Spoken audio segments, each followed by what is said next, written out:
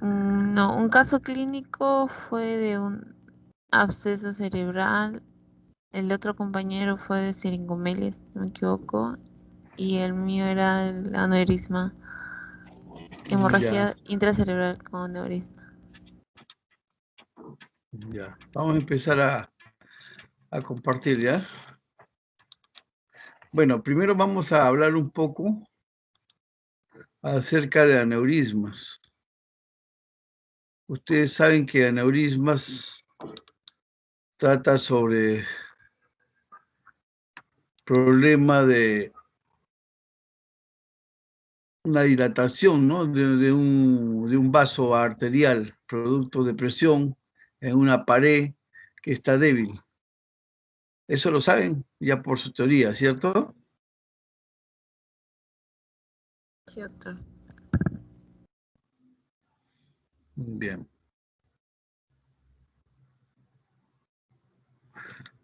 Entonces, la persona puede nacer con ese problema, ¿no? Es decir, puede ser congénito, ¿no? Pero también lo puede adquirir de una manera secundaria en el transcurso de la vida. Ujú.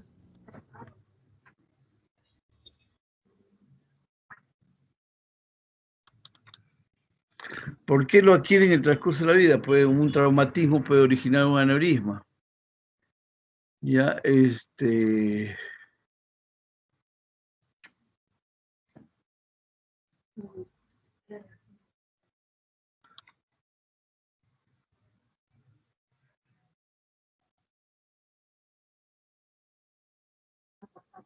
aparte del traumatismo, ¿qué otra cosa puede originar un aneurisma? ¿Saben ustedes o no?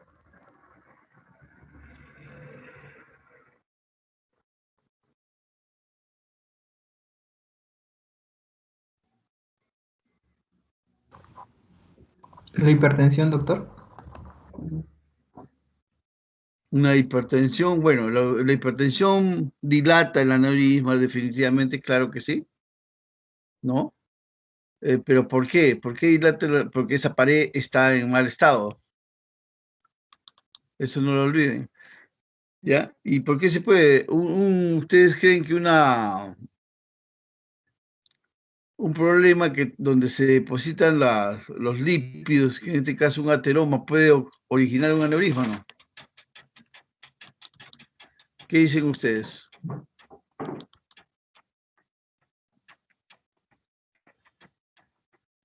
Disculpe, doctor, ¿qué patología Mm, mencionó? No lo escuché muy bien. Aneurisma cerebral. Sí, sino que mencionó cuáles podían, su pregunta era qué patología podía desencadenarlo. Sí. La pregunta es, ¿qué patología puede desencadenar un aneurisma? O sea, he dicho que en primer lugar un aneurisma puede salir congénitamente en el individuo, ¿no? Porque ya hay una pared que está dilatada, o mejor dicho, que está mala de un vaso, y que se dilata pues, con el transcurso del tiempo, producto de que hay una dinámica sanguínea, entre ellos presión para que la sangre salga o transcurra, y al haber presión sobre ese vaso débil se va a dilatar, ¿cierto? Eso es un aneurisma. ¿Están de acuerdo ustedes o no? Sí, doctor. Sí, doctor. Ya. Bueno, entonces, si eso es un aneurisma, estoy compartiendo, ¿ya?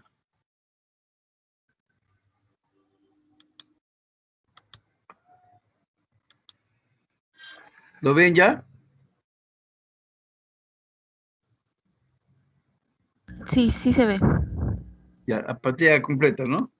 Bueno, entonces les había dicho de que es una dilatación de una parte de una pared arterial que está débil, ¿no? Entonces, como hay presión arterial, esa pared se dilata en primer lugar y forma el aneurisma, ¿no? Puede ser un pedazo o puede ser todo el diámetro de la pared arterial, o sea, también dilata toda la pared, ¿ya? Ya eso lo diremos cuando hablamos de tipo de aneurisma, pero aparte que el individuo nace con un problema de pared arterial y a veces ya con su aneurisma congénito, también se puede transformar o formar un aneurisma en el transcurso de la vida, producto de traumatismo, producto de ¿cómo se llama?, ateromas, producto de infecciones, ¿no? De todo aquello que pueda debilitar esa pared arterial, ¿no? Dentro de ello ustedes tienen pues, como causas responsables o asociadas, puede estar el tabaco, etcétera, etcétera. Eso les han enseñado en teoría, ¿cierto? Y es importante en el aneurisma, vayan viendo las imágenes y se van imaginando ya, es importante saber pues la anatomía, ¿no? Para saber la anatomía del aneurisma intracerebral, tienen que saber la anatomía vascular principal. Y hablar de la anatomía vascular principal a nivel intracraneal no es hablar otra cosa que del polígono de Willis. Entonces tienen que saber dónde está ubicado el polígono de Willis y los demás vasos arteriales, ¿no? Dónde están ubicados los vasos arteriales que están fuera del cráneo, o sea, extracranealmente. Si esos vasos extracraneales forman o no forman aneurismas, eso se tiene que saber. Si no, no se puede estudiar un tema si no se tienen los antecedentes. Entonces, ustedes saben que cuando hablan de aneurisma intracraneal, también tienen que hablar de aneurisma extracraneal. Tienen que saber de que el aneurisma es una propiedad que tiene de formarse la pared de un vaso, en este caso vaso arterial, en cualquier parte de la economía humana, ¿no? Pero la parte de la economía humana que tenga condiciones para formar ese aneurisma, ¿ya? Y como causa principal congénita, es decir, que las paredes del vaso estén débiles y que en el futuro haya condiciones para que al golpearse esa pared, producto de la dinámica sanguínea, se dilate el vaso, ¿ya? Eso es lo que tienen que saber ustedes. Si no conocen esas cosas, es difícil hablar de aneurisma. Entonces, en ciencia básica, nos vamos. El corazón saca dos arterias que son las arterias, saca la arteria aorta primero, ¿no? Y de la aorta se van a formar las dos arterias carótidas y por ahí de una de las divisiones van a formarse también las vertebrales, ¿no? Derecha e izquierda. Y esas cuatro arterias, las dos carótidas y las dos vertebrales, ¿no? Las dos primeras van a irrigar la parte anterior del cerebro, o intracraneal. Y las dos últimas, las vertebrales, van a dar irrigación a la parte posterior, ¿no? Siendo de que la parte anterior, las dos terceras partes anteriores es irrigada por la circulación anterior, es decir, por las dos carótidas, ¿no? Que van a ingresar intracranealmente y van a formar esa circulación anterior irrigando esas dos terceras partes, ¿no?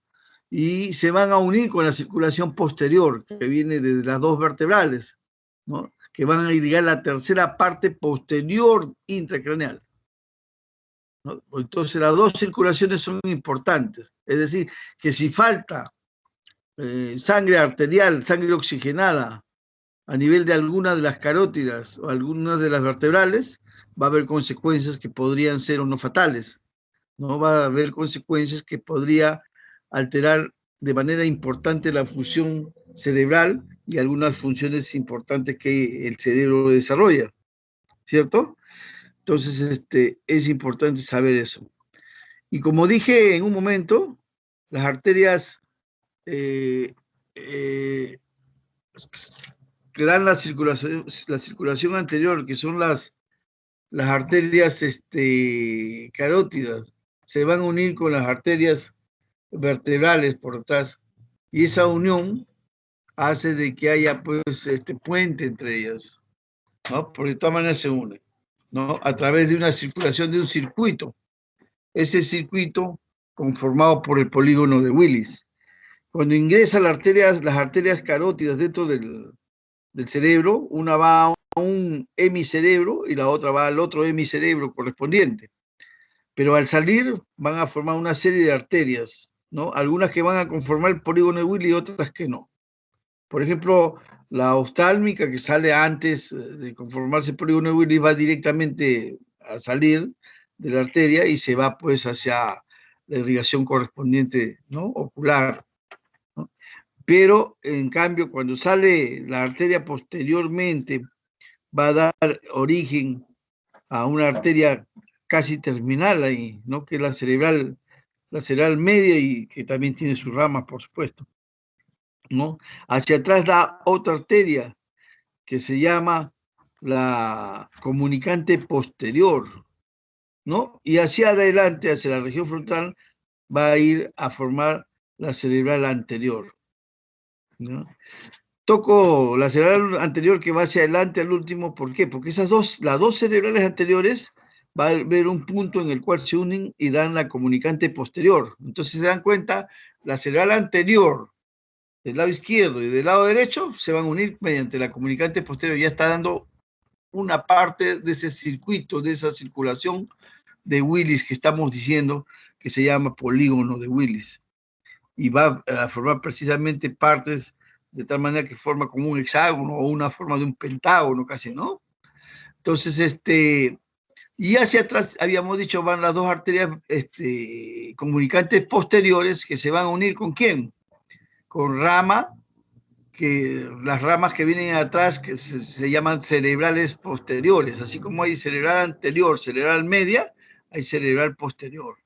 Y ahí esas dos cerebrales posteriores son la parte terminal de la irrigación que viene de las vertebrales, ¿no? Las vertebrales se juntan y forman la arteria basilar, y esa basilar se divide en dos cerebrales posteriores. Entonces, si ustedes se dan cuenta, esa arteria basilar va a ser, como decir, el punto de unión o el punto de emergencia de las dos vertebrales, y eso es el punto de cierre de todo ese polígono de Willis, ¿ya?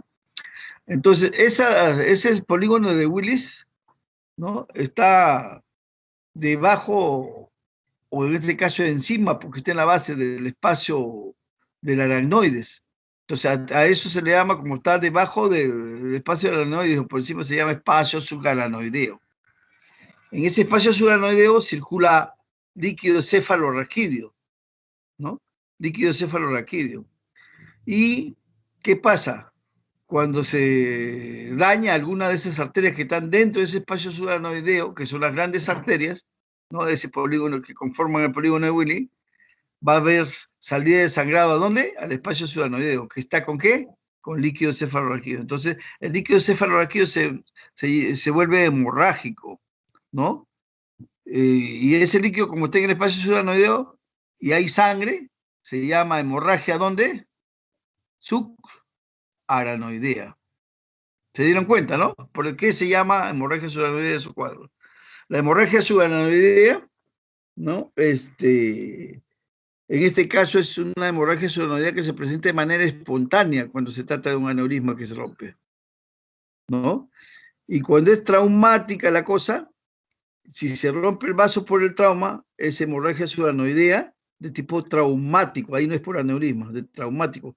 Y la primera causa de hemorragia subaracnoidea en general es la traumática.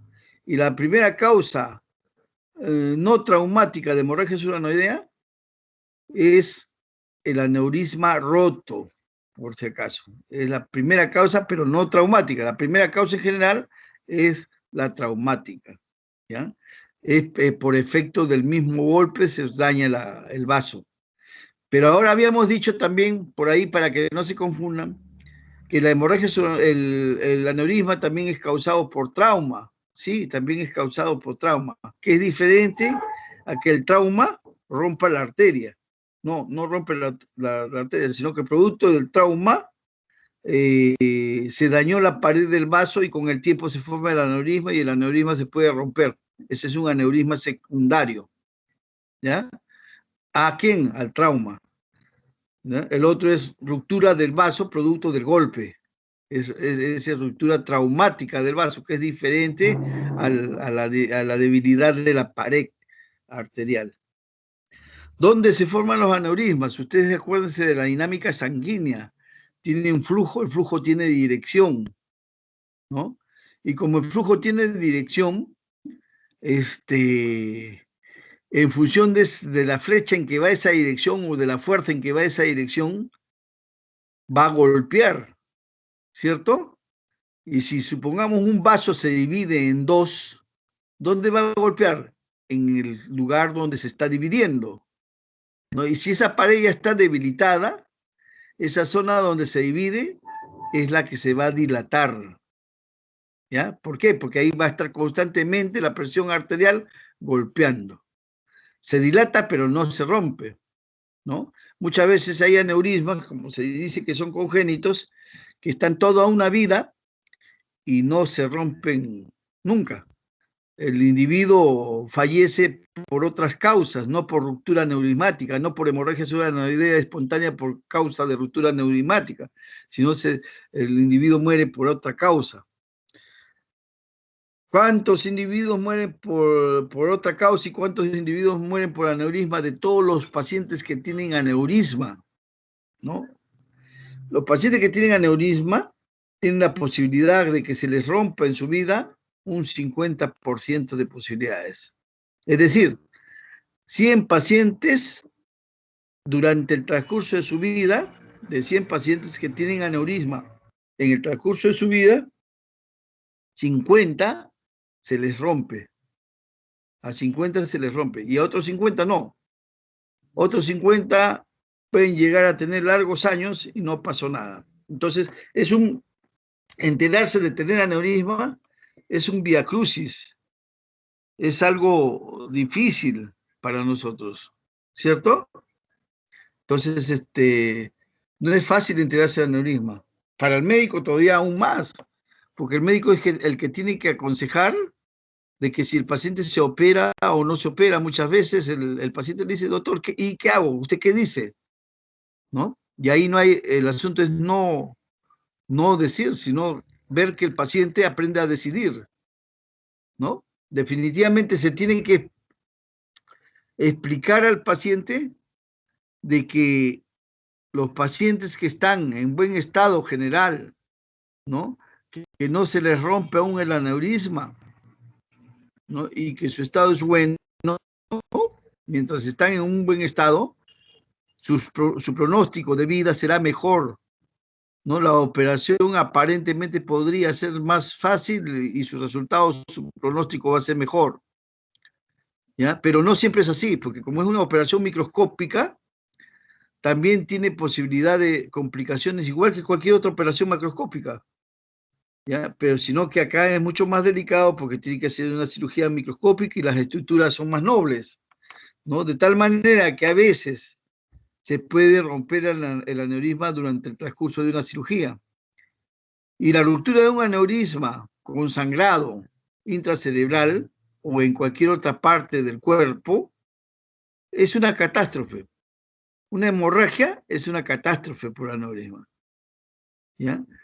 Catástrofe que puede o no llevar a la muerte, o puede dar secuelas severas, o de repente también se le opera, se le logra solucionar el problema y el paciente sale en buenas condiciones, ¿no? Casi asintomático, solamente con la herida. Pero mientras el paciente tiene buen estado general, las condiciones van a ser mejores, los resultados postoperatorios. Pero si el paciente empeora, las posibilidades de éxito son menores, ¿no? De éxitos y secuelas. Por eso es que idearon, pues, su evaluación, algunas escalas que seguro le han enseñado, la de Han y Hess, o la de la Federación Mundial de Neurocirugía. ¿La han escuchado, no? ¿Le han dado en la teoría? Hola. Sí, doctor. Sí, el doctor mencionó Sí, las que escalas. tiene una escala de 5 graduaciones, ¿no? 5 graduaciones. Y las 2 primeras, hasta las 3 primeras, está el paciente en buen estado. Y que recomendaban ahí operar lo más pronto posible, ¿no? Pero la 4 y quinta, el paciente se encuentra en mal estado general. Actualmente existe bastante controversia todavía en la solución de esos aneurismas, porque la solución de los aneurismas es quirúrgica, ¿ya? No hay otra. Hay que cerrar esa parte de la pared que está débil. Hay que ponerle pared buena. Entonces, es quirúrgica. Puede ser quirúrgica microscópica o puede ser quirúrgica endovascular, pero es quirúrgica. Entonces, lo que se tiene que buscar es si el aneurisma es un aneurisma congénito, clásico, sacular, que nosotros conocemos, que tiene cuello, que tiene cuerpo, que tiene domo, se le coloca un clic y se cierra esa pared que está débil, o se forma la pared que falta, ¿no? Si el aneurisma envuelve toda la pared, ¿no? No es sacular, en otras palabras, es fusiforme, le dicen. Entonces, lo que se tiene que buscar es que remodelar esa pared, darle forma de pared y tamaño también arterial. Se dice que hay aneurismas que es suficiente que su diámetro de la arteria aumente más allá del 50%, es decir, que si mide 1 centímetro, mida una arteria que mide 1.6, está todo asalchichada, por decirlo, ¿no? Ese es un aneurisma de toda la pared. Entonces, lo que te buscan es remodelar todo eso, ¿no? Y ponen ahí clic, si es una operación abierta, y si es una operación por endovascular, le ponen pues materiales de remodelación, ¿no? Entonces, hablar de un aneurisma es hablar ya de cirugía propiamente dicha. ¿En qué momento de la cirugía? Cuando no está roto es difícil decirlo, porque el 50% de pacientes fallecen durante, hacen hemorragia durante el transcurso de su vida y pueden fallecer en gran proporción, ¿no? Y el otro 50% no.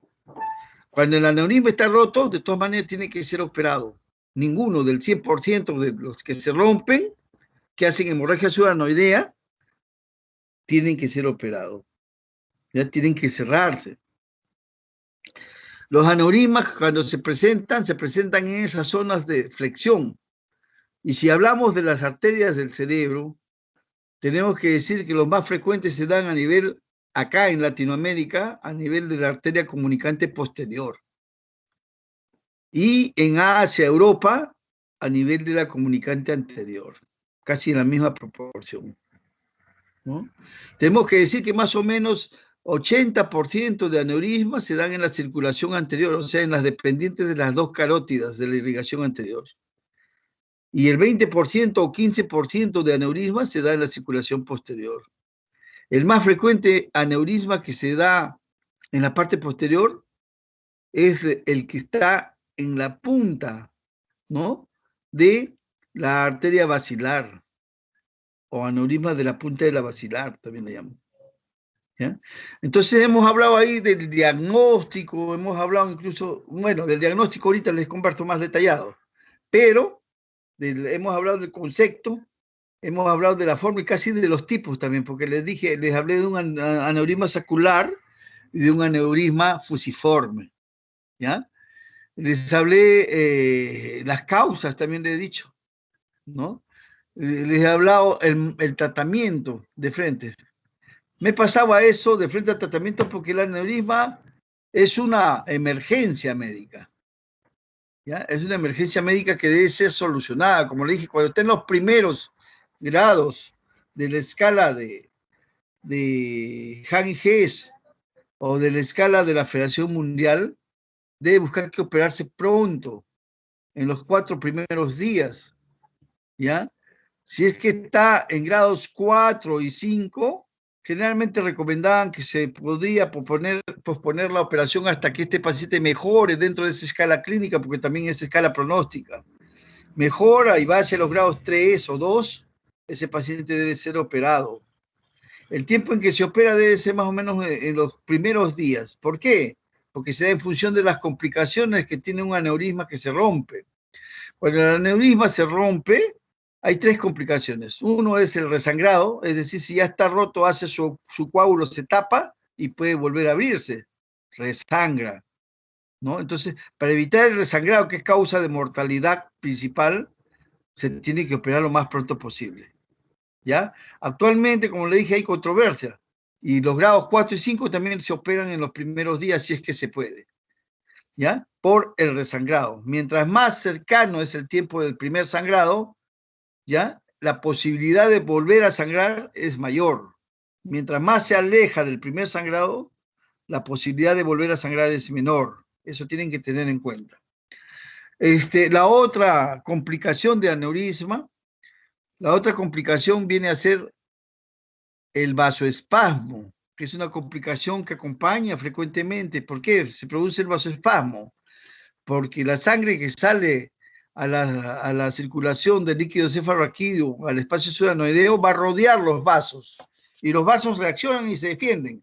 Entonces hace espasmo, ¿ya? Espasmo vascular. Al hacer espasmo vascular se disminuye el lumen, el grosor de la arteria. Por lo tanto, al disminuir, el sangrado tiene que hacer mayor fuerza, mayor presión arterial para que pueda pasar, ¿no? Y para que pueda dilatar esas arterias que están contraídas, vasoespásticas, ¿ya? Entonces, si pasa menos sangre, pasa menos oxígeno, entonces puede haber isquemia distal, ¿ya? Eso es importante que ustedes sepan. Si ustedes no saben esas cosas, olvídense, ¿ya? ¿Cuándo empieza el vasoespasmo? A partir del 4.º día. Siendo que este vasoespasmo más o menos al 10.º día, tiene su pico, límite, su acmé, que le llaman, para que el vasoespasmo sea mayor, ¿no? Y a los 20 días, más o menos 21 días, se está resolviendo. Entonces las cirugías se pueden hacer entre el 1.º y 4.º día en forma precoz y después del 10.º día en forma tardía, generalmente hasta los 20, 21 días, ¿no?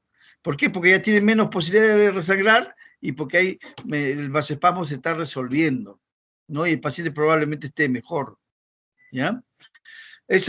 Y una tercera complicación del aneurisma roto viene a ser la posibilidad de que se formen producto de los coágulos. Como los coágulos, la sangre está en el espacio suranoideo, puede irse a los conductos donde emerge el espacio el líquido cefalorraquídeo, que es en el espacio suranoideo, y obstruirlo, ¿no? Y al obstruir el pasaje del líquido cefalorraquídeo, ¿qué cosa hace? Hidrocefalia, ¿ya? Esa es su tercera causa, que puede ser aguda cuando se presenta en los primeros días, o puede ser incluso tardía, ¿no? Cuando el sangrado se va en la parte superior donde se reabsorbe el líquido cefalorraquídeo y produce problemas inflamatorios a nivel de las granulaciones aranoideas, haciendo que éstas disminuyan pues la reacción de líquido cefalorraquídeo, ¿no? Entonces hay una hidrocefalia inicial que puede ser obstructiva como complicación, o una hidrocefalia tardía que puede ser una hidrocefalia no obstructiva o hidrocefalia comunicante. Para ustedes conocer, tienen que conocer la estructura pues de lo que les habíamos dicho, ¿no? La estructura del cráneo, ¿no? Que va, como ustedes ven, de adentro hacia afuera, cuero cabelludo, tejido celular subcutáneo, etcétera, ¿no? Músculo y periosto y hueso y abajo el cerebro, etcétera. Eso lo conocen ya lo hemos visto. Igualito acá mostramos el cerebro dentro del cráneo con su contenido y hay algunos reparos pues anatómicos, ¿no? Y generalmente no siempre hay que saber los parámetros, como le digo. La región frontal del cerebro, el tejido del parénquima cerebral, coincide con el hueso frontal que lo cubre, ¿no? Igual la región parietal coincide con hueso parietal, la región occipital, temporal también, ¿no? Y el hueso occipital va a cubrir todo lo que es el tercio posterior, que viene a ser la fosa posterior del cerebro, que no es el hueso occipital, por si acaso, porque el parietal está cubriendo, conjunto con un poquito del occipital, está cubriendo el lóbulo occipital del cerebro, ¿ya? Entonces no siempre coincide. Y tenemos que tener en cuenta que todo esto de arriba es la convexidad, ¿no? En la base está el círculo o polígono de Willis, y la base está compuesta por 3 pisos, como habíamos dicho. Esta es las arterias, la constitución de una arteria, ¿no? Que siempre tiene 3 capas, ¿no? La íntima, que le llamamos endotelio, ¿no? La media, que es muscular lisa, y la superficial, ¿no? la superficial que va a cubrir, que es la adventicia, ¿no? Dice la teoría de que normalmente la que se daña es la capa media, ¿no? Está disminuida de grosor, de tamaño, o de lo contrario no existe, ¿no? Y eso hay una orden genética en determinados pacientes, por eso es que hay relación con algunas enfermedades. Si ustedes van a enfermedades asociadas, se encuentran algunas enfermedades reumáticas que se asocian con la presencia de aneurismas en diversas partes de la economía del cuerpo, ¿ya? Entonces, cuando está disminuida esta capa muscular, se produce esta dilatación y como ustedes ven, en las zonas de flexión, como en este caso, ¿ya? Este aneurisma puede ser no roto o puede ser roto. Cuando es roto ya es una emergencia, es una catástrofe, ¿no? En este caso, este es un aneurisma, ¿no? Que ustedes ven en esta zona de flexión, que es parte de la cerebral media en su bifurcación, ¿ya? De la cerebral media en su bifurcación. Este es un cuadro general del polígono de Willis, ¿no? Que nos muestra, ¿no? Que las 2/3 partes de la irrigación son por estas dos arterias carótidas, ¿no? Y que forma esta arteria la cerebral anterior, se va a unir entre las dos anteriores con una comunicante anterior y que se forman los aneurismas principalmente en las zonas de flexión, donde golpea la sangre, ¿no? Y acá tienen ustedes también la comunicante posterior, ¿no? Y en la comunicante posterior, como ustedes ven, en la comunicante posterior ustedes van a ver que también en la zona de flexión se forma aneurisma. En estos dos lugares se da la mayor frecuencia de aneurisma. Hay una cerebral media también, ¿ya? En estos dos lugares, en el Asia, en Europa, es en la comunicante anterior, en Latinoamérica, comunicante posterior. Pero también la circulación posterior da su aneurisma en un porcentaje menor, ¿no? Acá para que vean las arterias carótidas que van a pasar, tienen una parte intraósea, como ustedes ven, ¿no? Una parte intracerebral, intracraneal, y una parte previa, ¿no? Y que para el caso lo dividen en 7 segmentos, como ustedes ven, ¿no? Entonces, eso es lo principal que hay que saber. Lo otro que hay que saber de aneurisma son los síntomas y signos y cómo la diagnostican, ¿no? Como le dije, lo dejé al final porque es una emergencia y hay que operarlo, ¿no? Lo más pronto posible, que se vuelve una catástrofe cuando sangra. El síntoma principal del aneurisma depende del sangrado, pero el principal, el que se presenta en todo paciente, es la cefalea más intensa de su vida. Una cefalea que el paciente nunca tuvo, ¿ya? Si el paciente tuvo cefaleas frecuentes que le denominaban migraña, esa no es, por si acaso, un aneurisma roto. Entonces, el aneurisma roto se presenta con la cefalea más intensa de su vida, ¿ya? El aneurisma no roto puede producir síntomas, sí, dependiendo del tamaño. Algunos no producen síntomas, por si acaso, ¿ya? Un aneurisma pequeño, por ejemplo, no produce síntomas, si es que no está roto. No tiene que estar roto para producir síntomas, ¿no? Y depende de la localización también. Un aneurisma grande sí produce síntomas, porque por ser grande tiene efecto de masa y puede comprimir una zona, ¿no? Como por ejemplo un par craneal, que al presionar el par craneal lo lesiona y va a tener una expresión clínica, caso del tercer par craneal, ¿no? Por ejemplo, que es lo más frecuente. Pero acá tienen que tener en cuenta de que el principal síntoma de un aneurisma roto es cefalea intensa, la que nunca tuvo en su vida el paciente, muy intensa, ¿ya?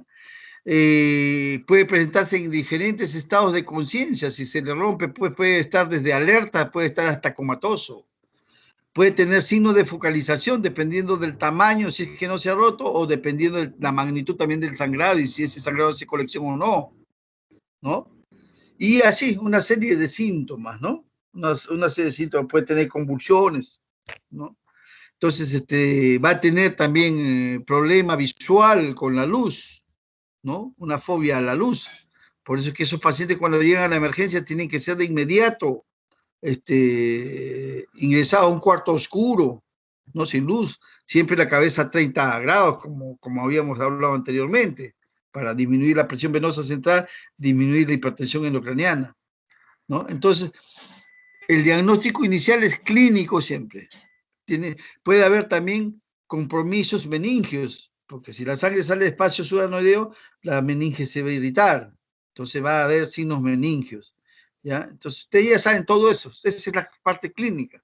Lo principal, cefalea o pérdida de conciencia, o cefalea junto con pérdida de conciencia, puede haber vómitos, etcétera, etcétera, ¿ya? Dependiendo del sangrado, pero la principal, cefalea que nunca tuvo en su vida, o cefalea con pérdida de conciencia inmediata, ¿ya? Y signo de focalización y etcétera, todos los síntomas y signos que ya les he dicho, ¿no? El otro asunto es cómo lo diagnostican, cómo tienen una ayuda diagnóstica.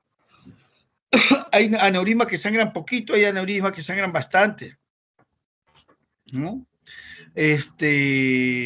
Lo primero que tienen que hacer para hacer diagnóstico de aneurisma es el diagnóstico clínico, hemorragia espontánea, sin golpe, sin trauma, ¿no? Hemorragia espontánea. Y signos meningios, dolor de cabeza o pérdida de conciencia, ya estoy pensando en aneurisma. ¿Qué hago para tratar de certificar? Busco hacer exámenes que me ayuden, ¿no? A identificar que tengo sangre en ese espacio subaranoideo. A veces hay pacientes que no tienen signos meningios, pues, entonces tienen que tomarle una tomografía en este caso, porque si hacen una radiografía no van a ver sangre. En una tomografía, a partir de los años 80, apareció y recién se comenzó a conocer que había mucha gente que tenía aneurisma y no tenía rotos, algunos lo descubrían de casualidad. Bueno, entonces le piden ustedes tomografía, una tomografía simple, axial computarizada. Y esa tomografía tienen que pedirla sin contraste, ¿ya? ¿Por qué? Porque tienen sangre. Si van a ver sangre, ya les dije en la parte de trauma que no se pide contraste, porque la sangre hace efecto de contraste. Entonces, ¿y qué van a ver ahí? Se dibuja el polígono de Willis, o hay sangre en los espacios subaranoideos, es decir, en los surcos, en las fisuras, ¿no? Ustedes van a ver la sangre en el espacio subaranoideo para hacer diagnóstico de hemorragia subaranoidea. Si no, no pueden. Puede haber sangre en los ventrículos también, que es parte del lugar donde circula el líquido cefalorraquídeo. ¿Ya? Entonces, esa es una tomografía. Pero hasta ahí ustedes no tienen el diagnóstico que ha sido un aneurisma roto, tienen que ver qué cosa es lo que ha sangrado. Claro que tienen la sospecha clínica y de la primera tomografía, ¿no? Para ver qué ha sangrado tienen que hacer una angiografía, ¿ya? Pero les dije que los exámenes, en el caso de la tomografía, salen positivos dependiendo de la magnitud del sangrado. Si el sangrado es escaso, a veces se hace hemorragia subaranoidea, pero en la tomografía inicial no ven presencia de sangre. Entonces ahí apareció un estudioso, pues, ¿no? Que clasificó a los aneurismas en función de su sangrado en tomográfico, ¿no? Y en los casos en los cuales, a pesar de que tenían el diagnóstico clínico y seguían pensando que era aneurisma y encontraban una tomografía común sin sangre, les puso grado 1. ¿Ya? Cuando aparece ya la sangre en esos espacios, en los surcos, ¿no? En las fisuras, sobre todo en las no verticales o en las verticales, menos de 1 centímetro, o sea, no son muy evidentes, tiene que haber un buen ojo clínico, entonces ya le pone grado 2, ¿no? Y grado 3 es cuando se dibuja clarito, ustedes notan claro la presencia de aneurisma, porque se dibuja hasta el polígono de Willis, la parte donde ha sangrado hay mayor volumen incluso, ¿no? Entonces, ese es grado 3.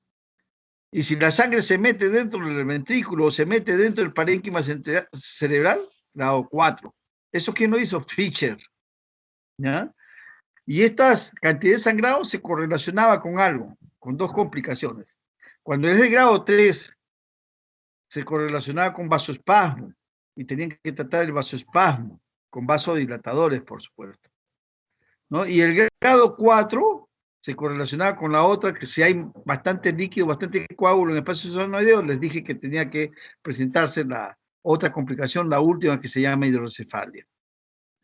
Entonces, para eso se tenía en cuenta el Fischer, ¿no? Ya teníamos 2 escalas, una clínica que es el de Han y Hesse de la Federación Mundial, ¿no?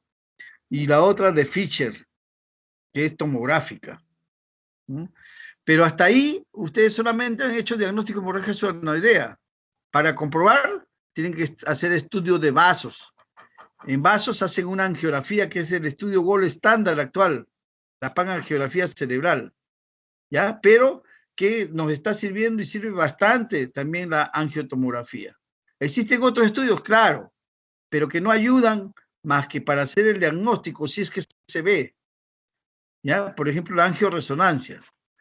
En cambio, la angiotomografía y la panangiografía, esas sí dan no solamente diagnóstico de aneurisma, porque van a dar la forma de toda la arteria y el lado donde está dilatado, sino también da la posibilidad de hacer planeamiento quirúrgico, planear al paciente para poder operarlo. Y la solución, como le dije, quirúrgica. Dos, por un lado la cirugía abierta, ¿no? Con microscopio, y por el otro lado, que constituyen un clipaje en el aneurisma, y por el otro lado tienen ustedes a la cirugía endovascular. Entonces, esa es la parte teórica. No sé si habrá de parte de ustedes alguna duda,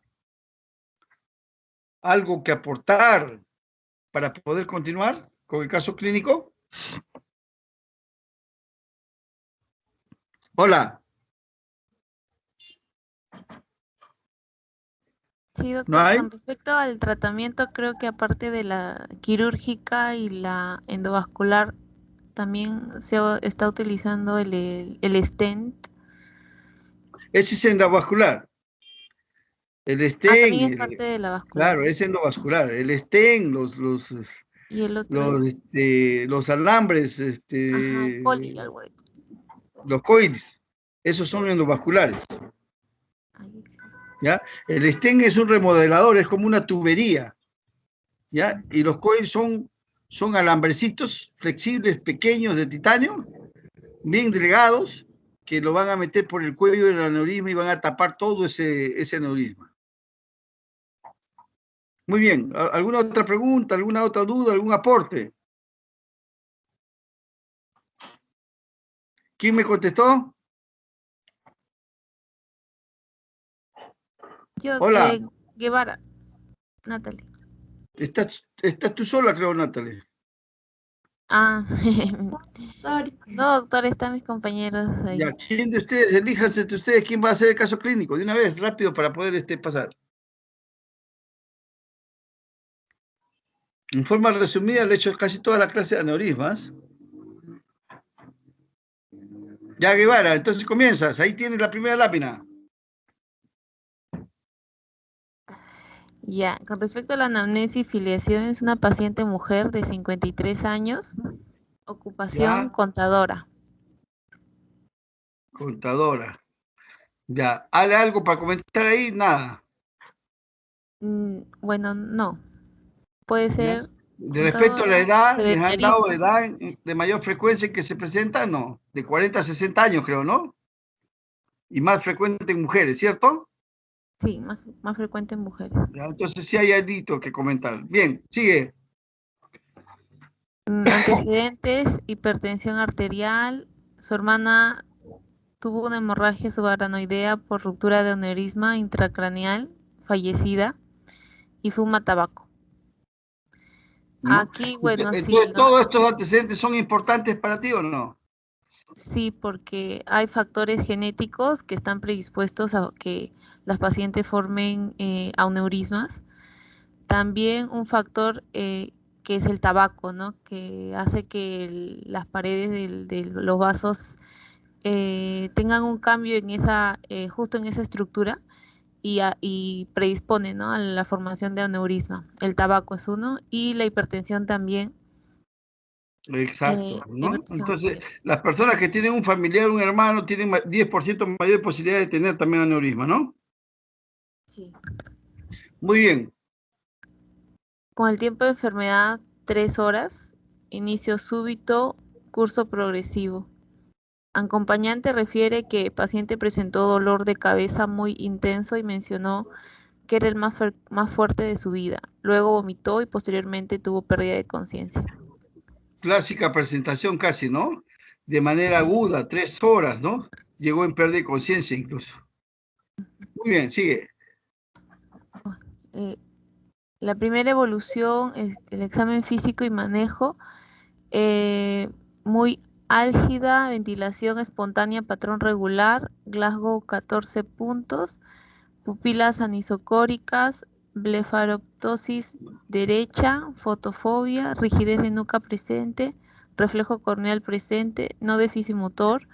Le colocan las vías venosa periférica, el cloruro de sodio el 0,9%. Se indica ketoprofeno, omeprazol, dimenhidrinato y se solicita tomografía cerebral sin contraste por sospecha de una hemorragia subaranoidea. En el caso no se evidencia hemorragia subaranoidea, en la tomografía y se pedirá punción lumbar con estudio de líquido cefalorraquídeo. Muy bien, o sea, ahí tratan de todas maneras de demostrar que existe la presencia de líquido cefalorraquídeo, ¿cierto? Sí, no, Y justo en aquellos pacientes que tienen tomografía negativa, como le dije, que están en Fischer 1, a esos pacientes para demostrarles se le hace una punción lumbar. Primero se le baja la presión intracraneana y luego se le hace una punción lumbar. Y si en la punción lumbar hay presencia de sangre demostrada por que hay crenocitos, es decir, sangre que se ha consumido con el líquido cefalorraquídeo, ¿no? Entonces nos da positivo. Cuando es crenocitos del 30%, ese caso es un sangrado, ¿ya? Porque la sangre puede estar totalmente roja de sangre o puede estar solamente teñida, pero ya no tiene un cristal de roca, sino tiene otro color la sangre, ¿no? Entonces, eso es importante. De acá nos dicen que el paciente entra con buen Glasgow, ¿no? Había recuperado conciencia, suelen recuperar muchos de ellos, pero hay una midriasis, hay signos de focalización, ¿no? Que nos puede estar indicando que si hay midriasis, si hay blefaroptosis, o sea, está abajo en uno de los ojos, en el lado derecho. Entonces, ¿qué cosa quiere decir? De que hay lesión del tercer par de ese lado, ¿cierto? Entonces, eso puede ser, ¿por qué? Por la presencia de un aneurisma que esté lesionando eso, que puede ser uno de comunicante posterior o también algún otro aneurisma que esté cercano, ¿no? Así es. Muy bien. En cuanto al tratamiento, ustedes ven ahí, ¿no? Es un tratamiento que se da casi normalmente a todo paciente que se queja de dolor, ¿no? Que llega al trauma shock, ¿no? Y que tiene hipertensión endocraniana. ¿Ya? Inicial, es decir, que no tiene la presión muy alta endocraniana, pero que tiene hipertensión, porque hay que darle, a veces estos pacientes se presentan con vómito, ¿no? Tanto del efecto tóxico del sangrado como también de hipertensión endocraniana. Ni hablar. La siguiente.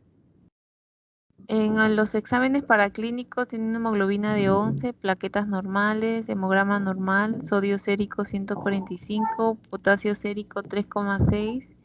En el AGA la presión de O2 es 52 y la presión de CO2 48. Tiempo de protombina normal. Bueno, hacen exámenes para ver cuál es su situación, ¿no es cierto? ¿Cuál es su situación? Es importante siempre hacer los exámenes para eso, para ver cuál es la situación del paciente internamente, ¿no? Son cosas que no se ven, el medio interno, para eso hacen exámenes de glucosa, hacen exámenes de sangre, ¿no? Y también porque cuando hay sangrado no solamente hay que pensar en aneurisma, ¿no? Hacen exámenes de coagulación para ver si el sangrado es por problemas de coagulación, ¿no? Por problemas sanguíneos. Si los problemas son sanguíneos, entonces eso se pasa a resolver los problemas del medio interno, etcétera, ¿ya? Muy bien. Hacen tomografía, en tomografía, estas son tomografías no necesariamente del paciente, ¿ya? Pero, por ejemplo, acá podemos decir que es un Fischer 3. Es evidente, como ven ustedes, dibuja el polígono de Willis, ¿no? Y las arterias, ¿no? Y tiene que ver que no solamente se va por el espacio del polígono de Willis, sino se va por todos los surcos, las cisternas, ¿no? Que están vacías, ¿no? Del cerebro. Igualito acá, ¿ya? Fischer 3, ¿por qué? Porque está mayor de 1 centímetro en cuanto al grosor del sangrado. Y sigue enseñando los espacios. Listo. Como este paciente se le encontró negativo, cuando es negativa la tomografía de sangrado, o sea, no se vio nada de eso como Fischer 3 que se ve clarito, entonces le hacen punción lumbar, ¿Ya? Entonces, ¿qué característica debe tener el líquido cuando es hemorrágico por hemorragia suranodea? Debe ser santocrómico o hemático. O sea, ya tiene color de sangre. Cuando es traumático, hacen la prueba de los 3 vasitos, o sea, 3 frasquitos. Algunas gotas entran en el primer frasquito, otras gotas similares en el segundo frasquito y otras en el tercer frasquito. ¿Y qué pasa? Si es un sangrado traumático, es decir, que la aguja lesionó un vasito, el sangrado va a ir disminuyendo, disminuyendo el color. En cambio, cuando el sangrado es sucaranoideo o espontáneo, producto de un aneurisma que está esa sangre circulando en líquido cefalorraquídeo, el color es igualito en los 3 vasos, ¿ya? Por si acaso. Entonces, la presencia, cuando hacen examen de los hematíes, los hematíes crenados, tiene que ser 30% para que dé positivo. ¿Cuándo se hace la punción lumbar? 6 a 12 horas después, hasta 2 semanas después de la ruptura, ¿ya? ¿Cuándo se hace? Cuando la tomografía es negativa, no concluye nada. Muy bien, ahí tienes segunda evolución, manejo. Segunda evolución, manejo, persiste álgida. Se indica tramadol 50 miligramos endovenosa, alprazolam 0,5 miligramos vía oral cada 8 horas, lactulosa 33 miligramos vía oral cada 12 horas, nimodipino 60 miligramos vía oral cada 4 horas. Se le coloca tapaojos. Se indica angiotomografía cerebral 3D. ¿Ya? ¿Estás de acuerdo con eso? Sí, bueno, el tramadol para el dolor, lactulosa para prevenir alguna infección, ¿no? ¿O no? Está bien, está bien. Sí, una infección cerebral. Nimodipino creo que era para la presión arterial. ¿Ya? Y sí, claro, angiotomografía, ¿no? Bueno, angiotomografía para... ¿No sería mejor angiograma cerebral? Una pagangiografía, pero ya les dije que tiene casi igual valor. Ay. Bien, pero la angiotomografía ya pues nos ayuda, ¿no? El tapaojo porque está con un problema que tiene irritación al mirar la luz, ¿no? El Fotofobia. nimodipino es vasodilatador, como dijiste. La lactulosa es para evitar pues que haga esfuerzo, ¿no? Si hace un esfuerzo puede romperse nuevamente el vaso, ¿no? Se abre el vaso. Y bueno, le hacen una angiotomografía. Ahora se hace en 3 dimensiones para ver o no la presencia del aneurisma. Y ustedes ven la presencia del aneurisma, pues esto que está acá, ¿no? Esta dilatación que es la misma que está acá. ¿Se dan cuenta, no? Esa dilatación. ¿Ya? ¿Cómo se hace se puede hacer angiografía también? ¿Cómo se hace la pagangiografía? A través de una arteria distal, en este Femoral. caso la femoral, ¿no? Ubican y con un equipo de rayos X dinámico, ¿no? En este caso es un arco en C. Le ponen anestesia local nomás, introducen los catéteres respectivos, que no es tan fácil, por si acaso, ¿no? Y luego van ascendiendo, metiendo contraste, por supuesto, para dar camino, ¿no? Y al ascender llegan hasta las arterias cerebrales, meten contraste y bueno, se van a dibujar todas las arterias cerebrales y va a dar como resultado todo el árbol vascular cerebral con sus alteraciones, que en este caso hay un aneurisma acá donde estoy señalando. ¿Ya? Es un estudio fácil, no es fácil, ¿ya? Puede tener complicaciones, claro, puede lesionar los vasos en su recorrido de los catéteres, ¿ya? Y acá está el paciente que está en posición para hacerle esa angiografía, miren. Acá en la ingle más o menos introducen la aguja, ¿no? En la unión de los 2/3, desde la cadera a la ingle misma, lo dividen en 3/3 y los 2/3 externos con el tercio interno ingresan la aguja. Y como ustedes ven, ingresa la aguja, va hacia arriba, ¿no? En sentido retrógrado de la circulación, porque es vaso arterial, ¿no? Y dibujan ahí la arteria, ¿no? Como ustedes ven. Siempre se le inyecta contraste, si no, no ven los vasos, pues, ¿no? y sale la panangiografía del paciente con esa lesión que dijimos, ¿no? La clasificación más frecuente clínica, dijimos la de Han y Hess y la de la Federación Mundial, que son 5 grados. Ya eso se lo han dado en teoría, no lo vamos a repasar. Los leve, cuando los 3 primeros grados, grave, cuando hay los 2 últimos grados, ¿no? El pronóstico es pobre en los 2 últimos grados, sin embargo se busca que operar también ahora de inicio, así esté en grado 4 o 5, con la posibilidad de salvar al paciente, ¿no? Esta es la escala de Fischer, ¿no? Según tomográfica de Fischer. Cuando de repente ustedes ven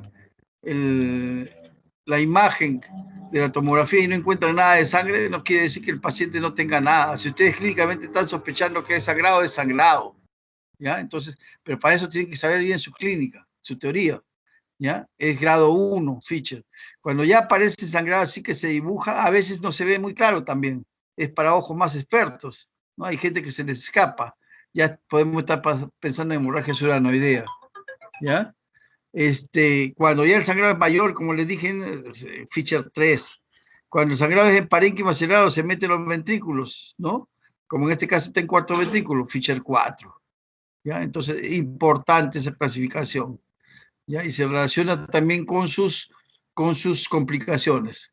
Entonces, este paciente tiene un diagnóstico de hemorragia suranoidea, ¿no? Con un aneurisma intracraneal roto, ¿no? De la arteria de la carótida en su segmento comunicante posterior, ¿no? Si vamos a hablar así. Entonces, si hablamos de diagnósticos sindrómicos, vamos a decir que lo primero que tuvo este paciente es un síndrome cefalálgico, un síndrome de trastorno de conciencia porque perdió la conciencia, ¿no? Tiene un síndrome visual también porque tiene alteraciones para mirar, tiene fotofobia, ¿no? Tiene un síndrome de par craneal también porque tiene alteración de tercer par con ptosis palpebral derecha y tiene dilatación de la pupila, midriasis, ¿cierto? No sé si tendrá un síndrome meningio, no, porque no recuerdo haberlo leído, pero puede tener un síndrome meningio, así que hay irritación meningia, ¿cierto? Entonces ya con esos síndromes yo hago el diagnóstico, ¿no? Anatómico, ¿no? El diagnóstico anatómico viene a ser, ¿cuál? Comunicante posterior, ¿podría ser? Sí. Podría ser, si es que me ayudo de la angiografía, pero también me puede ayudar en la clínica, solamente puedo ya estar pensando en un aneurisma de comunicante posterior. ¿Por qué? Porque hay signos focales de tercer par. Ya tienen ustedes diagnóstico anatómico de localización. Fisiopatológico, HSA, hemorragia suranoidea, todo produce eso, la hemorragia suranoidea. Si no hubiera sangrado, no hubiera habido esa producción de síntomas, ¿cierto? Fisiopatológico. Etiológico, aneurisma intracraneal. ¿Está bien? Esa es la forma como debemos hacer correctamente el diagnóstico. Listo. Tiene la siguiente lámina. En la tercera evaluación, el manejo. Se indica intervención quirúrgica, craniotomía más pinzamiento, clipaje de aneurisma. Se solicita análisis, evaluaciones prequirúrgicas e insumos, anestésicos e instrumental para cirugía. Hemograma, plaquetas, tiempo de protombina, tiempo de coagulación y sangría, normales. Glucosa, ureas y creatinina normales. Serología negativa para BDRL, VIH y hepatitis B sérica. Antígeno, ¿no? Australiano, ¿no? Bien. Todo ahí lo están preparando, pues, ¿no? Indica en este caso lo que se puede ofrecer, clipaje, ¿no? Clipaje, ¿no? Pero eso también depende de la forma, del tamaño del aneurisma, porque se puede ofrecer un endovascular siempre y cuando, lógicamente, los médicos conozcan. Luego hacen una operación como la que ustedes conocen, marcan la piel, han hecho asepsia, antisepsia, han puesto campo quirúrgico, etcétera, e inciden sobre la zona marcada, ¿no? y hacen una craneotomía. Generalmente la mayoría de ellos, antes de sacar los músculos, todo para poder llegar, y generalmente la mayoría son craneotomías arterionales para acceder a ese círculo de Willis, el polígono de Willis anterior, ¿ya? Terionales, que va por el terion, y luego cortan el hueso, abren, ¿no? Inciden, ven la dura madre, inciden sobre la dura madre. Acá ustedes ven ya el anuncio del Valle Silviano, ¿no? En la base, ¿no? Inciden en la dura madre, como ustedes ven, ¿no? Y comienzan a cortar la dura madre con tijeras para poder tener acceso. En el Valle Silviano, como ustedes ven, buscan que abrir, siempre retrayendo la parte anterior a la parte posterior. La parte posterior busca que no movilizarse porque es delicada, ¿no? Como ustedes ven con microscopio, hacen incisión, ¿no? O inciden sobre la pía madre que está pegada, ¿no? La pía madre. Inciden sobre la pía madre y van separando hacia adelante, ¿no? Y como ustedes ven, ubican en la base del cerebro, ya están ubicando la presencia. Acá está el aneurisma, miren, esto que está acá, está introduciendo ese cerebro, esta cerebral media, ¿no? Acá está el uncus del hipocampo en el del otro lado, ¿no? La comunicante anterior va hacia este lado, miren, acá este es el aneurisma, este es la carótida interna, y hacia atrás sale, miren, esta casi en unión, ¿no? Este es la comunicante anterior, y hacia atrás sale el aneurisma, donde va a salir la comunicante posterior. ¿No? Acá está el segundo par que se va hacia arriba.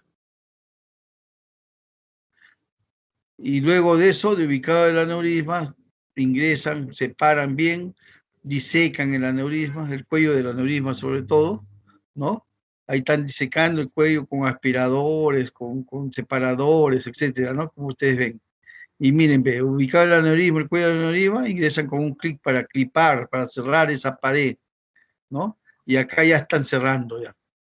Pueden poner 1, 2, 3 clics dependiendo de qué se necesite, tanto para el aneurisma como para otras arterias que están alimentando esos vasos, ese vaso que está sangrando, ¿no? Entonces, en un gráfico se debería ver así, ¿no? Este es el nervio óptico que ustedes ven, ¿no? Acá está la arteria carótida interna y están clipando acá, no están clipando, pero este es un clic temporal, ¿ya? Este es un clic temporal. ¿Por qué? Porque lo que van a clipar principalmente y definitivamente es este aneurisma que está acá. Y lo clipan a nivel del cuello, le forman pared, como ustedes ven. Este clic, al final, por ser temporal, tiene que salir, porque tiene que seguir pasando la sangre de abajo a nivel distal. ¿Ya? Finalmente, lavan bien toda esa zona y echan cloruro de sodio en reemplazo del líquido cefalorraquídeo y cierran la dura madre a sello de agua, o sea, para que no salga ningún líquido y quede así tenso, como ustedes ven, ¿no? Y cierran pues ya cráneo, etcétera, hacen todo igual, fijación que como en cualquier otra cirugía, ¿no? Y cierran la piel, todo el tejido blando periférico. Listo, lo operaste. ¿Qué sigue? Natalie. La quinta evolución, UCI, posoperatoria. Paciente pasa a unidades de cuidados intensivos donde recibe monitoreo y manejo intensivo permanece por 4 días. Bien. Entonces, este paciente se operó, ¿no? Y fue a UCI. ¿Por qué fue a UCI? Porque ustedes después de operarlo tienen que buscar que elevar un poco la presión. ¿Para qué? Para romper el vasoespasmo que podría estar produciéndose, ya cuando se opera en el cuarto día, por decir, en los primeros días, ¿no? Y ver también de que no haya un resangrado y que se haya operado bien. El hecho que utilicemos microscopio no significa que se ponga exactamente, porque de eso depende de la posición, de la habilidad del cirujano, de la posición del aneurisma, etcétera, de la forma, qué sé yo. Entonces, a veces no se hace una remodelación adecuada de la pared. Muy bien, pero después de la operación tenemos la obligación de tomarle una tomografía. ¿Para qué? Aparte de la parte clínica que estamos evolucionando, tenemos que ver la presencia de clic. Y acá vemos la presencia de clic, ¿no? Y que no haya sangre, pues, ¿no? Como ustedes ven acá, acá está la craneotomía, ¿no? Y presencia de aire, en este caso, que no siempre se da. Un neumoencéfalo. ¿Sigue? El sexto evolución, el pabellón hospitalización. Posteriormente es pasado a pabellón de hospitalización. La herida operatoria sin alteración está despierta y orientada, Glasgow 15, no déficit motor, pupilas isocóricas. Luego de días de evolución favorable es dado de alta. Continuará controles ambulatorios por oncología médica para radioterapia. Ya. Olvídense de esta parte, ya esto lo borré en su guía que les puse, por si acaso, ¿ya? Porque si era aneurisma no tiene por qué ir a oncología, se nos pasó ahí, ¿ya? Se nos pasó. Muy bien, entonces, como ustedes vieron, este es un caso en el cual el paciente fue bien, pues, ¿no? Fue bien. Tuvo muy buena evolución postoperatoria. No siempre sucede eso, por si acaso, ¿ya? No siempre sucede eso. Doctor, una pregunta. Dime. ¿No hay riesgo de que el clip se pueda salir con el aumento de la presión? O sea, ¿no hay riesgo de que pueda volver a sangrar ese aneurisma después de la operación? Claro que sí. Claro que sí. Esa es muy buena pregunta la tuya.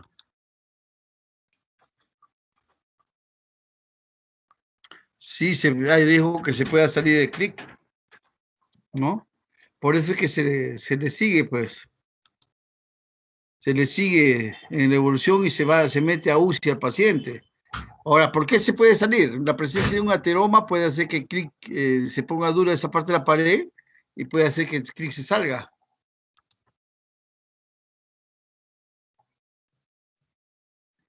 Sí, doctor, usted también habló en el tratamiento quirúrgico de un modelamiento de pared, o sea, de la pared vascular. Eso se puede, el modelamiento de pared, si el aneurisma es fusiforme, es decir, se ocupa toda la pared y se forma como una salchicha de la pared y el diámetro es mucho más grueso, pues, ¿no? Más allá del 50%, dijimos. Entonces, ¿en qué consiste? En dar la misma forma que tenía la pared previamente. Entonces, no ponen un solo clic, ahí ponen varios clics, ¿no? Que va a dar más o menos el tamaño normal o diámetro normal de una arteria en toda la parte donde esté esa arteria dañada, ¿no? Es una cirugía bastante difícil. Se ponen ahí van a necesitar varios clics. Entiendo, doctor. ¿Y eso también se puede hacer endoscópico o tiene que ser para una craniotomía también? No, en endoscópico se hacen, tienen que ponerle pues ya lo que tú habías mencionado, ¿no? ¿Qué me mencionaste? Es stent, ¿no? Una especie de tubería que vaya a llenar a modelar toda esa pared. Eso es modelación. Entiendo, doctor. Gracias. Bien. Otra pregunta.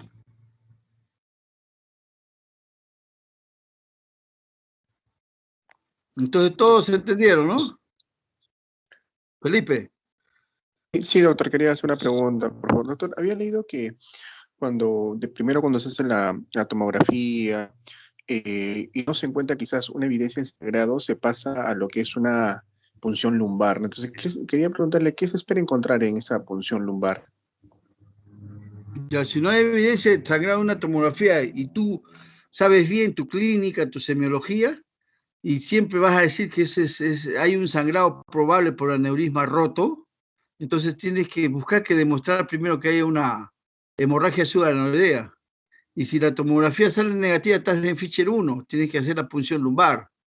En la punción lumbar, que dice que se hace del día cuarto, ¿no? Hasta el 20 días, creo, ¿no? O hasta los 12 días, no recuerdo. Ya bueno, pero a partir no digo de las 6 horas hasta los tantos días, no recuerdo bien exactamente los días, pero desde las 6 horas, ¿no? A 6 a 12 horas para adelante. Hace la punción lumbar y ¿qué cosa tienes que encontrar? Si normalmente hay líquido cefalorraquídeo dentro del espacio subaranoideo, lo que tienes que encontrar es líquido cefalorraquídeo más sangre, ¿no? Sangre en diferentes cantidades, puede ser en poca cantidad, ¿no? Donde solamente se va a teñir de manera uniforme, así, el líquido cefalorraquídeo, ¿no? O sea, ya no va a ser cristal de roca, ya tiene otro color, y más con tendencia a que sea rojo por la sangre, ¿no? Y cuando es totalmente rojo es hemorrágico, pues, ¿no? Y también van a demostrar mediante el estudio de la celularidad la presencia de glóbulos rojos que están metabolizados, crenados, ¿no? Por el líquido cefalorraquídeo. Dicen que cuando encuentran crenocitos ya es definitivo diagnóstico de aneurisma roto, ¿no? De hemorragia suranoidea. Eso es lo que encuentran en la punción lumbar.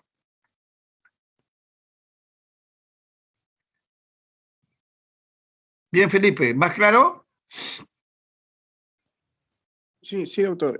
Muchas gracias. Doctor, otra pregunta, por favor. No me quedó claro. O sea, cuando se hace la panarteriografía, pero también usted mencionó que tiene el mismo valor diagnóstico en lo que es la angiografía, ¿verdad?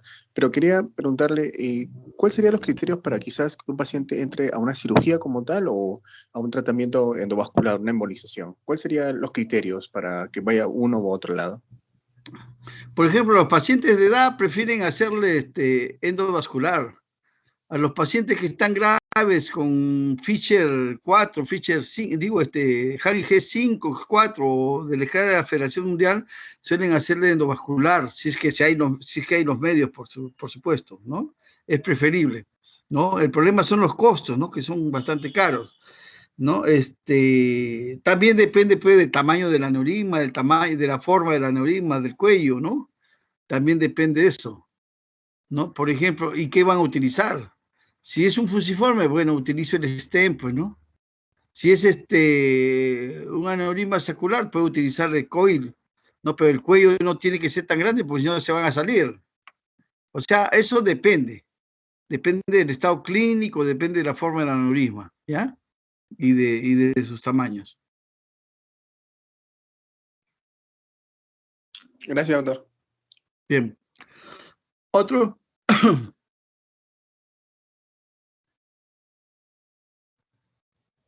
Entonces vamos a pasar a la parte que corresponde a tumores, ¿ya? Tumores. Esperen un momento.